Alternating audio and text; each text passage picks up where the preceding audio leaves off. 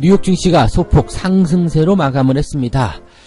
다우지수 쪽에서는 그나마 나쁘지 않다라는 평가가 계속적으로 이어지고 있는 반면에 이번에 유럽 쪽에서 발목을 좀 잡은 모습이 좀 나타났습니다.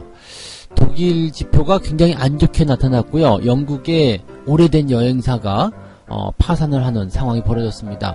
유럽 지역에는 지금 경기 상황이 굉장히 좀 안 좋게 위축 국면으로 가고 있는 것 같은데 유럽에 대한 영향이 지금 미국 쪽으로 어떠한 파급력을 가지고 올 것인지 좀 주목이 되고 있는 상황입니다. 여기에 대한 내용들 자세하게 좀 알아보도록 하겠습니다. 미국이 요즘에 셰일 오일에 대한 그런 관심도를 높여주고 있습니다. 셰일 패권 이쪽에 열을 올리고 있다. 자, 전 세계 시장의 에너지 또는 화학 이쪽을 가져오기 위한 미국의 노력이라고 보시면 될 것 같은데요. 이러한 미국의 움직임 때문에 화학 업계의 생존 전쟁에 불이 붙었다라는 얘기가 나왔습니다. 아주 흥미있는 기사인데 한번 알아보도록 하겠습니다.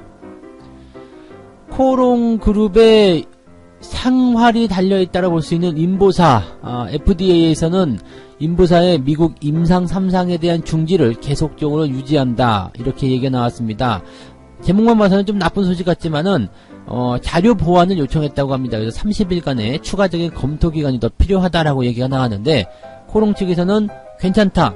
충분히 할 수 있다. 이렇게 얘기를 하고 있습니다. 여기에 대한 내용들 알아보도록 하겠습니다. 네, 반갑습니다. 오늘은 9월 24일입니다. 화요일이죠. 날씨가 새벽녘에는 굉장히 쌀쌀해졌네요. 제가 5시경에 이제 업무를 준비하는데 보통 때는 이제 창문을 열어놓고 업무를 시작하는데 창문을 닫았어요. 추워요.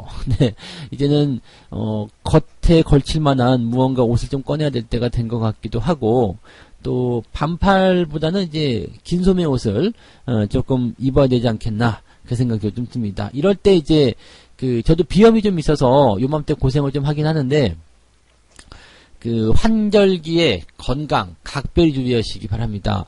이럴 때 한번 잘못 감기나 이렇게 노출이 되면은 건강이 좀 확 나빠질 수도 있어요. 그래서 항상 이럴 때는 따뜻하게 여름과는 다른 그런 생활들을 해나가시기 바랍니다. 자, 오늘 이야기 시작을 해보도록 할게요. 지금 우리한테 어떻게 풀이하는 것이 유리한지 이렇게 한번 생각하시면서 좀 들어보시면 좋을 것 같아요. 미국과 독일의 경제 지표가 조금 엇갈렸다라는 얘기가 일단 나왔습니다. 유로존 쪽의 이야기들이 굉장히 좀 그지같이 나왔다라고 보셔야 될 것 같은데 지금 미국 같은 경우는 특별한 부분은 없어요. 미국 쪽에서 나온 시장에 대한 어떤 지표라든지 부담감 이런 것들은 뭐 크지 않은 상황인데 지금 전미 활동지수 이런 뭐 경제지표라고 볼 수 있는 활동지수가 0.1이 나왔습니다. 이거는 이제 지난달에 마이너스였거든요. 마이너스 0.41이었는데 여기서 반등을 했다. 일단 뭐 마이너스보다 플러스가 나오니까 좋구나 이렇게 보시면 될 것 같고요. 뭐 특이한 어떤 지표상은 없었던 부분이었던 것 같아요. 그리고 시카고 상품거래소에서 분석을 한 다음 달에 있을 기준금리 인하의 가능성은 55% 정도로 잡혀 있습니다. 그래서 뭐 다음 달도 잘하면 금리 인하 될 수 있다. 뭐 이런 정도의 어떤 분위기라서 뭐 미국 쪽에 나타나는 느낌들은 나쁘지 않아요. 또 그다음에 무역 분쟁 때문에 말들이 많았잖아요. 그래서 뭐 중국이 미국의 농가를 방문하기로 했는데 전격적으로 취소했다. 도대체 이게 뭐냐? 협상 깨지는 거 아니냐? 뭐 이런 식으로까지 얘기가 나왔었는데 뭐 다음 달에 있을 고위급 회담에서 뭔가 좀 더 임팩트를 주기 위한 내용이다. 이런 식으로 분석이 되기도 했었고요. 또 새롭게 나온 얘기를 보게 되면 미국에서 이번에 농가 방문하지 말고 그냥 일단 돌아가셔라. 다음에 회담할 때 다시 이야기하자. 이런 식으로 요청을 했다라는 얘기도 나왔습니다. 그래서 이 내막이 자세하게 나온 건 아닙니다만은 상황을 조금 보기는 해야 될 것 같아요. 그러니까 자세한 상황은 아니지만 요것은 조금 더 이제 안을 들여다봐야 되겠죠. 그래서 중국이 어떠한 속내를 가지고 있는 것인지 또 미국은 또 어떠한 생각을 가지고 있었던 것인지 여기에 대한 부분이 좀 필요할 것 같아요. 일단 근데 협상이 끝나고 나서 트럼프 대통령이 완전한 합의 이야기하면서 지적재산권 이야기 또 갖고 나온 거 보니까 협상 말미에 우리가 농산물을 좀 사주면 미국이 완화를 좀 해주는 겁니까? 라고 중국이 좀 물어봤을 때 미국이 약간 뜨뜻미지근한 반응이 있지 않았을까. 그래서 약간 양 국가 간의 감정이 조금 상하지 않았었을까. 이런 생각도 조금 해봐요. 왜냐면 미국은 그냥 단계적인 그런 부분에서의 뭐랄까요, 협상을 원하지는 않고 있거든요. 난 단계적인 거 말고 그냥 한꺼번에 하기를 바란다. 그냥 한 방에 팍 터뜨려가지고 완전히 이제 이 불확실성을 끝내자. 이렇게 얘기를 하고 있는 건데 항상 걸리는 건 뭐였냐면 저거였죠.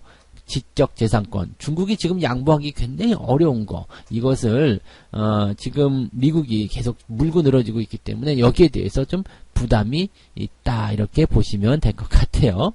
그래서 뭐 지금 미국 시장에서 가장 부담스럽다라고 볼 수 있는 것은 미중 무역 분쟁에 대한 그 내막이 불투명하게 나타났다. 좀 불확실성이 있다. 뭐 요전 정도가 아닐까 생각되고요. 전반적으로 나쁘지 않습니다. 지금 미국 쪽에서는 승승장구할 수 있는 배경들이 잘 깔려져 있기 때문에 좀 뭐 크게 부담 가지지 않아도 되지 않을까. 요 생각을 좀 가져도 될 것 같습니다. 자, 이제 새롭게 이제 떠오르는 그 악재 덩어리라고 해야 되나요? 얘네들은 뭐 전 세계 경제에 미치는 영향이 이게 크지는 않았었습니다만은 그래도 은근하게 이제 와서 때리는 그런 잽과 같은 그런 존재들이죠. 어디냐면 이제 유로존. 이 유로존의 경기는요, 지난 리먼 사태 때, 2008년도 리먼 사태 때 이후에 훅 나빠졌었죠. 그리고 나서 계속적으로 이렇게 좀 회복이 되는 것 같았거든요. 근데 아직까지도 이제 빌빌거리고 있는 거 보면은 뭔가 좀 잘못되고 있는 것 같기도 하고 삐걱대고 있는 것 같기도 하고 좀 안타까운 부분이 좀 많이 있습니다. 그래서 여기에 대해서는 뭐 조금 더 시간을 가지고 회복세를 좀 보여야 되겠습니다만 유럽 공동체 즉 EU라는 하나의 덩어리 이 집단에서 계속적으로 이 큰 덩어리를 유지하기 위해서 무언가 지원을 해주고 뭔가 부양을 좀 해주고 이런 식의 정책을 쓰고 있는데 그렇게 함으로 인해서 각 나라의 어떤 생각이나 이념들이 다르기 때문에 여기서 또 그리스나 이런데 또는 이탈리아 뭐 이런 나라들처럼 그냥 게을러져 버리는 나라가 나타나서 내부적으로 좀 갈등 요인이 더 있는 것이 아니냐 뭐 그런 얘기들도 좀 있습니다. 근데 그거는 이제 큰 덩어리로 봤을 때는 아주 작은 부분이라서 균열이 이제 점점 커지기 전에는 좀 확정을 지을 수 없는 내용이긴 하죠. 자, 어쨌든 유로존의 그 경제 지표를 좀 보게 되면은요, 구매 관리자 지수, 독일의 구매 관리자 지수가 지금 아주 큰 주목을 받았습니다. 9월에 제조업 구매 관리자 지수가 41.4가 나왔어요. 41.4.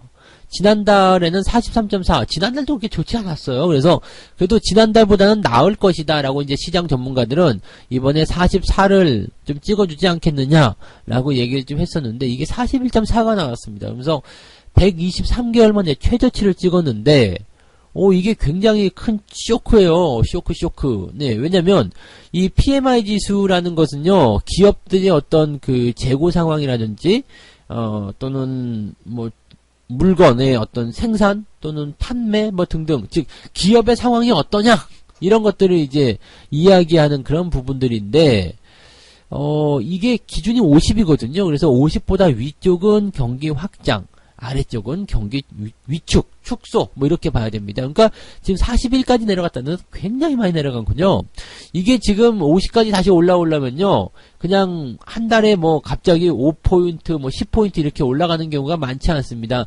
고작 올라가 봤자 뭐 2포인트 3포인트 요 정도 올라가는 수준이라서 적어도 수개월 내에 경기 확장 국면으로 갈 수는 없다라고 보시는 거죠. 그 누구냐? 독일은 누구냐면 유로존의 최대 경제 그 대국이란 얘기예요.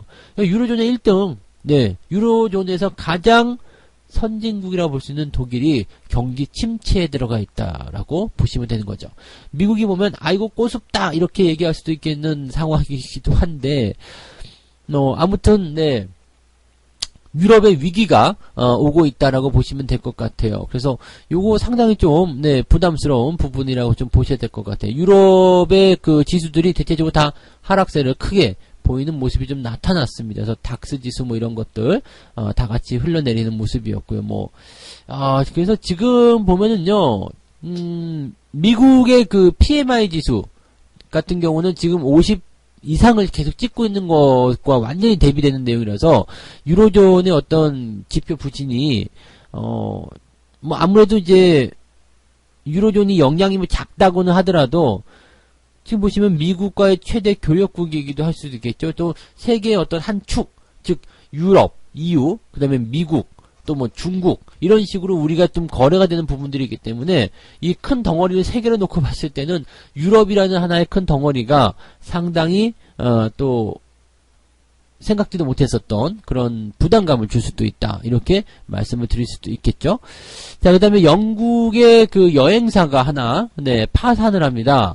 영국 여행사가 파산을 하게 되면서 영국에서 가장 오래된 여행사라고 해요. 근데 그 여행사가 파산을 하게 되면서 이제 투자자들이 이제 심리를 또 굉장히 좀 위축시키는 그런 모양새를 만들어냈다고 해요. 그러니까 지금 사실 그 유럽의 이런 문제들은 앞으로 조금 있으면 나올 이제 브렉시트 얘기가 또 있단 말이에요. 그러니까 유로존 전체를 위기에 빠뜨리는 그런 상황이 될 수도 있겠는데 이것을 어떤 식으로 해소를 해 나갈 것인지 여기에 대한 부분들 좀 관심 있게 살살 지켜볼 때가 좀 되었다. 이렇게 보시면 될 것 같습니다. 그래서 전 세계 시장이 지금은 좀 그래도 많이 회복되는 그런 과정에 가 있는데 여기에다가 찬물을 끼얹을 수 있는 유일한 존재가 아닐까 이렇게 생각이 좀 드니까 참고를 좀 하셔야 될 것 같습니다. 다가올 악재, 즉 태풍이 저 멀리서 발생하고 있다 그러면은 그 경로에 대해서 우리가 주목을 하고 있고 대비를 하는 것처럼 이런 것들도 살살 우리가 준비를 해볼 필요가 있지 않을까 생각이 좀 드네요. 참고하시고요.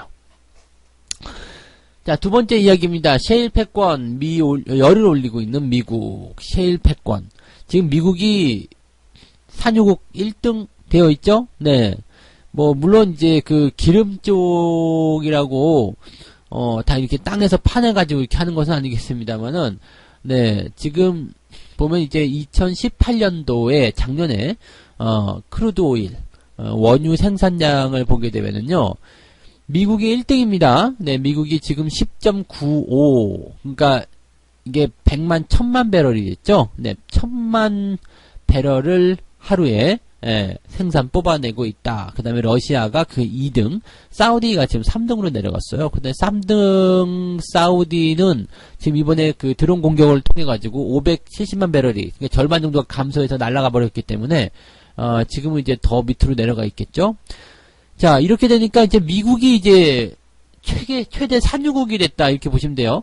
최대 산유국이 됐는데 여기에서 더 넘어가 가지고 지금 이제 세계 최대 석유 수출국의 자리를 넘보고 있다. 이런 얘기가 나온 겁니다.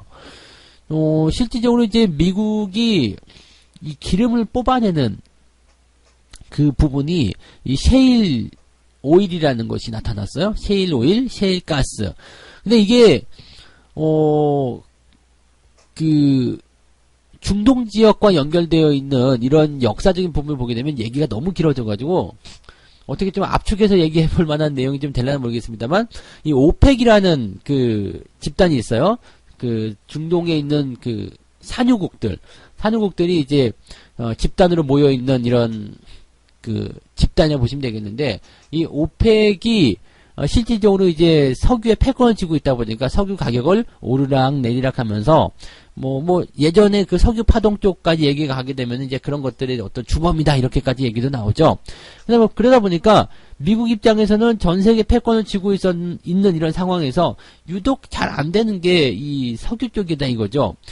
처음부터 이제 중동 지역에서 석유를 끄집어내 가지고 자기들이 이제 그 뭔가 석유에 대한 지위를 좀 가지고 있었지만 지금은 거의 다 넘어갔잖아요. 아람코 같은 경우도 원래는 미국이 들어가가지고 같이 세웠던 합작회사인데 그래서 이제 사우디가 다 가지고 간 그런 상태잖아요. 그러니까 사실 미국 같은 경우는 이제 중동 지역에서 석유에 대한 부분들을 가지고서 뭔가 당연히 교통정리 역할을 하고 있고 뭔가 영향력을 주고는 있겠지만 요런 것들이 이제 미국 쪽에서 좀 많이 약해졌다. 이렇게 좀 보시면 되는 거거든요. 그러다 보니까 미국이 이제 2008년도부터 셰일 혁명이라는 것을 이제 시작하게 됐습니다. 그래서 에너지에 관심을 가지게 되면서 셰일 오일, 셰일 가스를 시추하게 됐죠. 근데 이제 셰일 오일 같은 경우는요, 이게 채산성이 굉장히 좀 안 좋았어요. 단가가 굉장히 높았었거든요. 거의 70에서 80불 정도, 뽑아낼 때. 7, 80불 정도의 어떤 채산성이 나와가지고, 유가가 뭐 80불 이상, 90불, 100불 이렇게 가면은, 뭐 어느 정도, 뭐 그 단가가 좀 맞았다라고 볼 수 있겠는데, 이게 그동안은 너무 높았기 때문에, 오히려 그냥 기름을 사서 쓰는 게 더 유리하다 해갖고 이걸 안 했었거든요. 그러니까 지금 오펙 같은 경우에는 중동 산유국 같은 경우에는 어떻게 해요?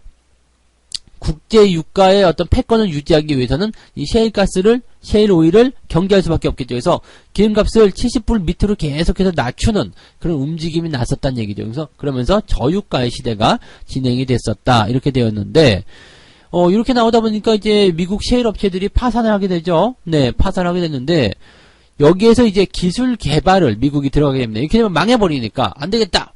기술 개발을 들어가자. 그래가지고 어떻게 했냐면, 뭐 기술적인 부분들 다 설명하기 너무 시간이 길어질 것 같아서, 일단 넓은 면적에서 더 싼 가격으로 끄집어내는, 그 오일을 뽑아내는 그런 기술을 만들어냅니다. 그래서, 지금 보면 이제 셰일 오일의 그 손익 분기점이 $50, 즉 채산성이 $50 밑으로 떨어졌고요.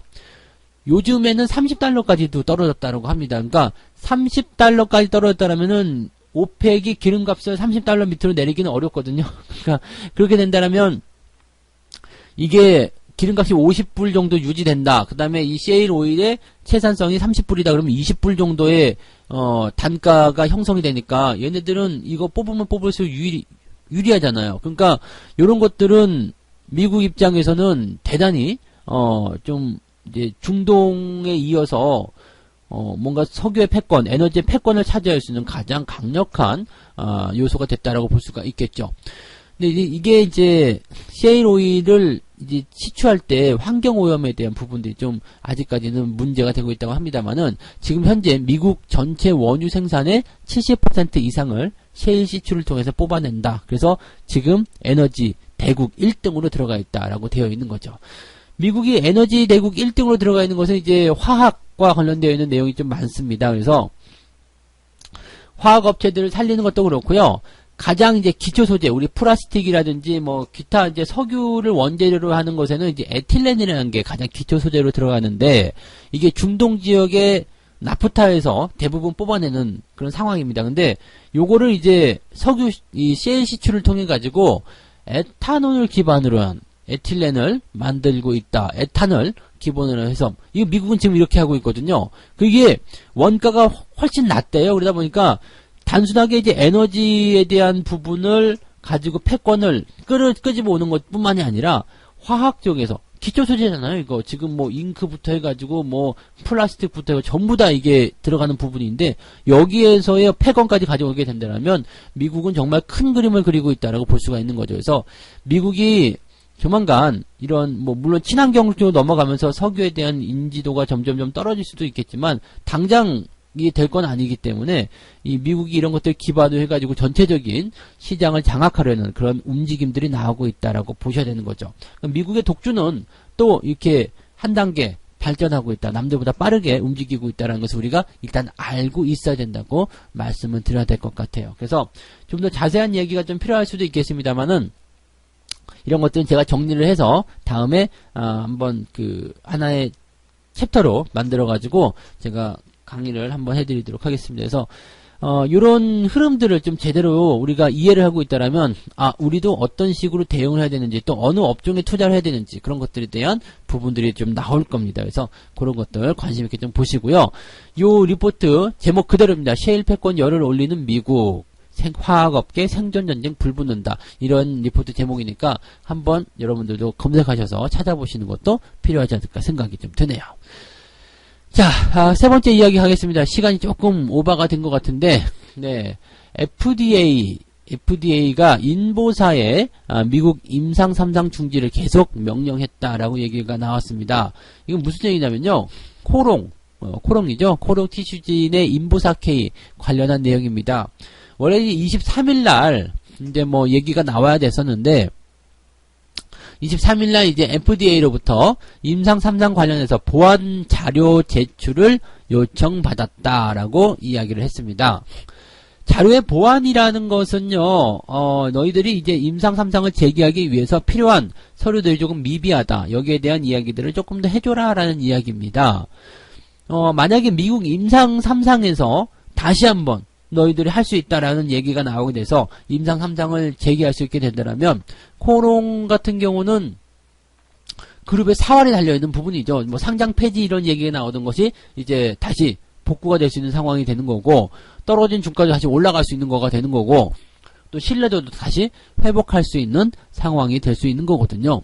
지금 일단 임상이 중단이 되어 있는 상황에서 우리 식약처에서는 일단 뭐 상품이라든지 이런 거 판매도 다 중지됐잖아요. 그러니까 이거는 완전히 그냥 다 손해로 잡힐 수 있는 상태인데 미국에서 임상 3상 괜찮다 해봐라 이렇게 해가지고 성공하게 된다면 이것은 판매가 될 수 있는 그런 상황이 될 수가 있는 거죠. 요거는 굉장히 이제 주목해볼 만한 그런 상황이라 좀 보시면 될 것 같아요. 근데 그리고 이 티슈진의 어떤 이야기, 물론 티슈진의 이야기를 그대로 받아들여서 안 되겠습니다만 티슈진에서 이야기한 바에 의하면 이 지금 보완 자료에 대한 내용들이 뭐냐면 그 인보사 구성 성분에 대한 특성 성분 또는 성분 변화의 발생 경위 그 다음에 향후 조치사항 이런 것들에 대한 자료 제출을 요구를 해서 이거 다 제출을 했거든요. 근데 여기서 이제 추가적인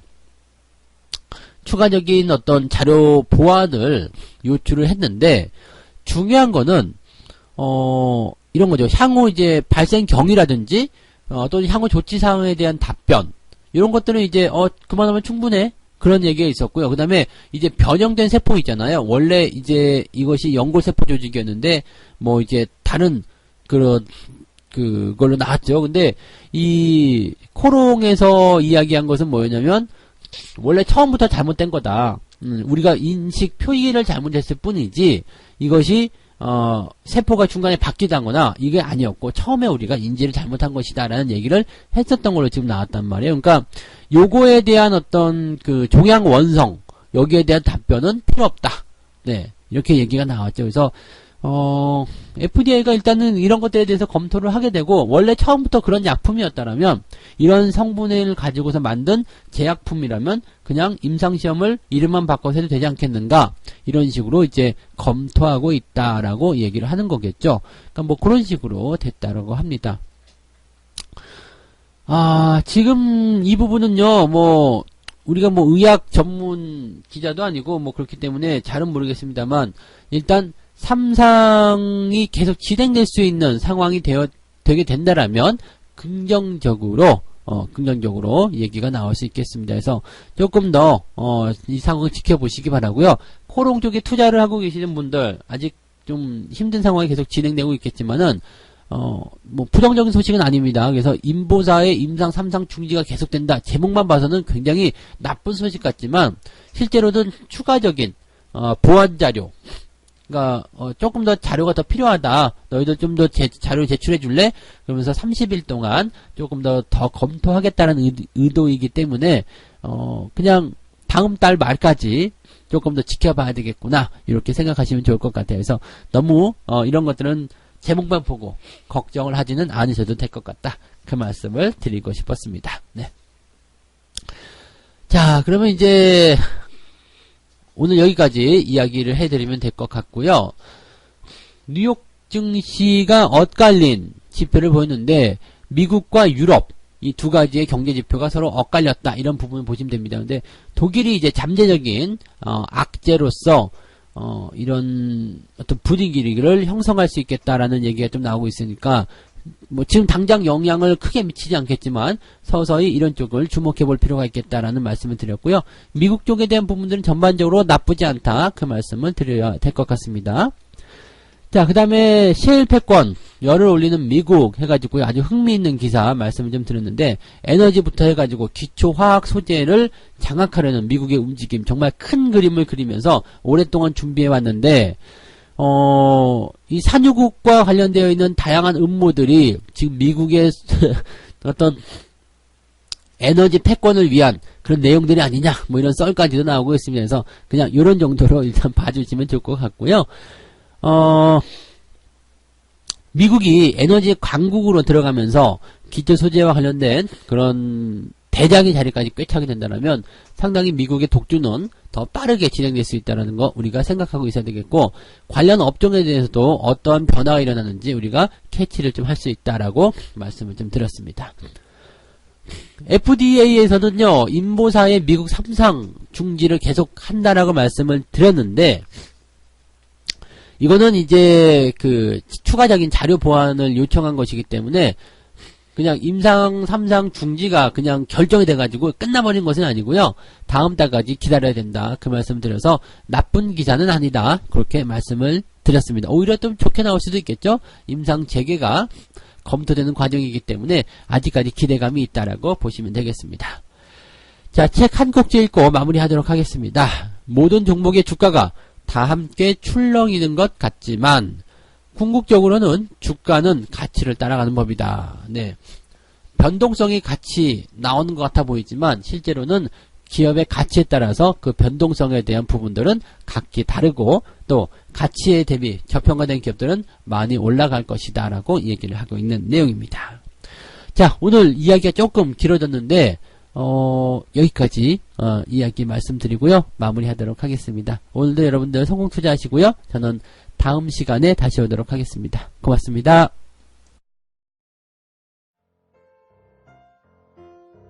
본 방송에서 제공되는 모든 정보는 투자 판단의 참고 자료이며 투자의 최종 책임은 본 방송을 이용하는 본인에게 있습니다.